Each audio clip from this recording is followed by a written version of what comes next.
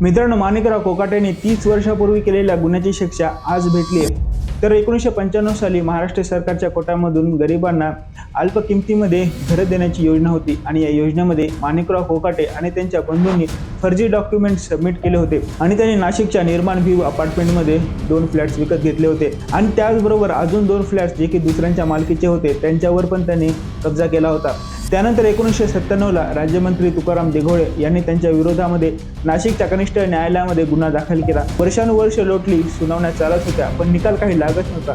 अखेर 2019 मध्ये तुकाराम दिघोळे यांचं निधन झालं आणि सगळ्यांना वाटलं की आता हा खटला संपला, पण असं झालं नाही। त्यानंतर 2024 ला माणिकराव कोकाटे हे सिन्नरचे 5व्यांदा आमदार म्हणून निवडून आले। त्यांना कृषी मंत्री पद सुद्धा दिलं।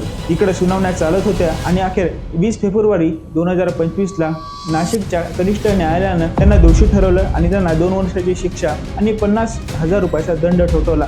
पण यावरती माणिकराव कोकाटे यांनी नाशिकच्या जिल्हा सत्र न्यायालयामध्ये धाव घेतली आणि तिथं त्यांना दिलासा सुद्धा भेटला। पण लगेच 24 फेब्रुवारी 2025 ला तुकाराम दिघोळे यांची मुलगी अंजली दिघोळे यांनी वारसदार म्हणून या प्रकरणात हस्तक्षेप करण्याची याचिका दाखल केली आणि या याचिकेमुळे वातावरण थोडंसं गंभीरच झालं।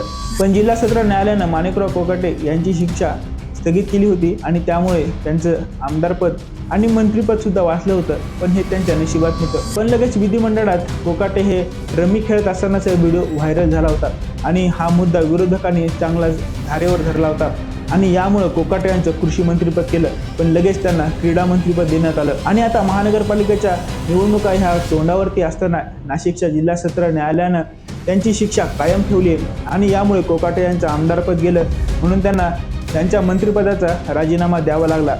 अजित पवार गटातील धनंजय मुंडेनंतर आता माणिकराव कोकाटे सुद्धा मंत्रिपद गेले। आता ह्या सगळ्या योगायोगाच्या गोष्टी आहेत की कोणीतरी मागं बसून गेम खेळते, हे सगळं पडद्यामागच्या गोष्टी आहेत।